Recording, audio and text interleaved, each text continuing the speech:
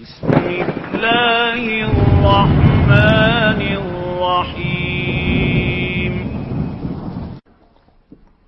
یا ایھا الذین آمنوا ان من ازواجکم واولادکم عدوا لکم فاحذروہم۔ اے ایمان کے دعوے دارو، تمہاری بیویوں اور تمہاری اولاد میں سے تمہارے دشمن ہیں، ان سے اپنے آپ کو بچا کر رکھو۔ فاحذروہم، یہی ہم پڑھ چکے ہیں پہلے لفظ، حضور سے کہا گیا تھا ہم العدو فاحذرہم قاتلہم اللہ انا یؤفکون۔ بیوی کی محبت ہے، بیوی کی فرمائش یہ ہے۔ اب میاں صاحب جو ہیں کیا کہیں، مجبوری، بچوں کو اچھے سے اچھا تعلیم دینی ہے، حلال سے نہیں ہوتی، حرام سے۔ گھر بار چھوڑو، ملک چھوڑو، جاؤ باہر، بوڑھے ماں باپ مر رہے، پانی دینے والا کوئی نہیں، اور ڈالر اور پیٹرول ڈالر کمانے کے لیے بیٹے گئے ہوئے باہر، کیا کریں؟ مکان بنانا ہے، یہ کرنا تھا، وہ شروع کی تھی، کوٹھی شروع کی تھی، وہ ابھی تک مکمل نہیں ہوئی ہے، وغیرہ وغیرہ۔ اور کہیں اگر اللہ نے توفیق دے دی ہے دین کی طرف بڑھنے کی اور کام کرنے کی، تو سب سے پہلے تو آڑے آتی ہے عام طور پر بیوی۔ دماغ خراب ہوا آپ کا، وہ بھی تو بڑا دیندار ہے، آپ سے زیادہ لمبی داڑھی ہے اس کے، وہ تو ساری رشوتیں بھی لیتا ہے اور یہ بھی کرتا ہے وہ بھی کرتا ہے، آپ ہی بڑے دیندار بن کر آ گئے۔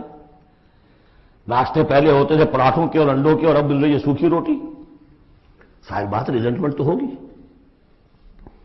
ان من ازواجکم واولادکم عدوا لکم فاحذروہم، یہ بالکل الٹی باتیں ہیں ہمارے تصورات کی، بالکل برعکس۔ انقلابی تحریک کے اعتبار سے 100% ہر چیز فٹ بیٹھتی ہے۔ وہ تصور نہ ہو تو یہ ساری باتیں جو ہیں یہ ایسی منتشر ہو جاتی ہیں، انمل بے جوڑ سی ہیں۔ یا ایھا الذین آمنوا ان من ازواجکم واولادکم عدوا لکم فاحذروہم، لیکن اس کے ساتھ ہی دیکھیے بیلنس کیا ہے، یہ میرے نزدیک قرآن مجید کے اعجاز کا ایک بہت اہم مقام ہے، جہاں ایک طرف یہ بتا دیا چوکس رہو، چوکنے رہو، سانپ کی طرح ہوشیار رہو، بیوی اور اولاد کی محبت تم سے کوئی غلط کام نہ کرا دے، لیکن یہ بھی نہیں کہ گھر کو آپ میدان جنگ بنا لیں، بلکہ معاف کرو، بخش دو، ساتھ یہ بھی ہے بیلنس کا ہے۔ وَإِن تَعْفُوا وَتَصْفَحُوا وَتَغْفِرُوا، تین الفاظ آ رہے ہم مانی، اگرچہ معنی مختلف ہے۔ عفو کہتے ہیں کسی کو ڈھیل دینا، داڑھی کے لیے بھی آیا ہے حدیث میں اعف اللحیٰ، داڑھیاں چھوڑو، داڑھیوں کو بڑھاؤ۔ عف کے معنی ایک تو پکڑ لیا فوراً چھوڑو، ڈھیل دو۔ تصفحوا، کبھی کبھی ایسا بھی ہو کہ کوئی غلطی ان کی دیکھی اور ذرا دیکھی اندیکھی کر دی، چہرہ اپنا پھیر لیا، اسے پتہ ہی نہ چلے کہ دیکھا ہے، ابا جان نے دیکھا ہے یا شوہر نے دیکھا ہے، کیونکہ ہر بات کو پکڑیں گے اگر آپ تو ضد بھی پیدا ہو جائے گی، کسی وقت جو ہے ایک نیگیٹو سائیکالوجی ڈیولپ ہو جائے گی۔ وَتَغْفِرُوا، تغفروا بخش دینا، یعنی جیسے کہ مغفر جو ہے سر کو ڈھانپ لیتا ہے، ڈھانپ دینا ان کی غلطی کو۔ وَإِن تَعْفُوا وَتَصْفَحُوا وَتَغْفِرُوا فَإِنَّ اللَّهَ غَفُورٌ رَحِيمٌ، تو اللہ بھی تو غفور اور رحیم ہے نا۔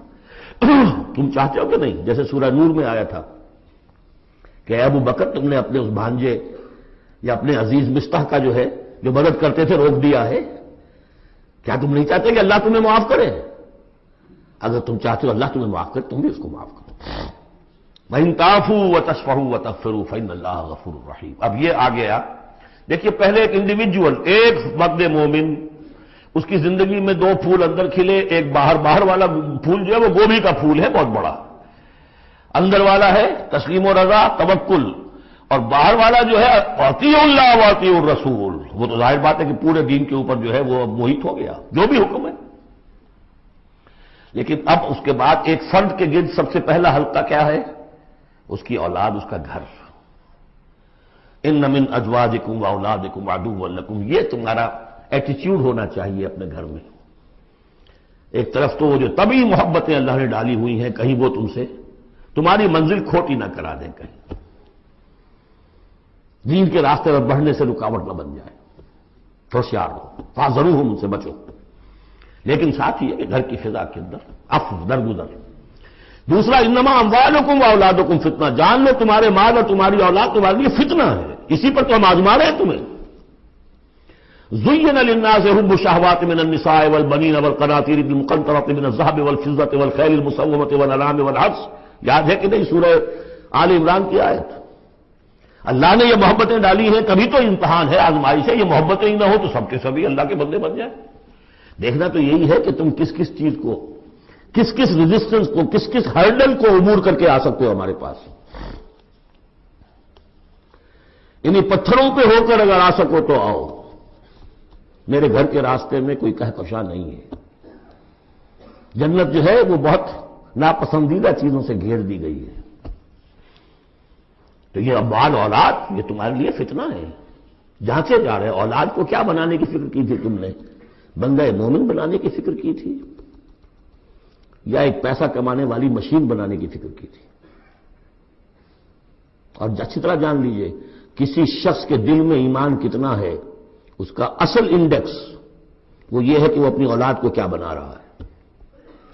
اس نے خود کتنا ہی بہروپ جو ہے وہ بنا بیٹھا ہو، بہت بڑا عالم دین اور مسند نشین اور بہت بڑا صوفی اور بہت بڑا مرشد، لیکن یہ دیکھیے اس نے اپنی اولاد کو کیا بنانے کی کوشش کی ہے. اس کا اصل جو باطن ہے وہ وہاں نظر آئے گا. ویلیوز جو اس کے اندر ہیں وہ وہاں نظر آئے گا.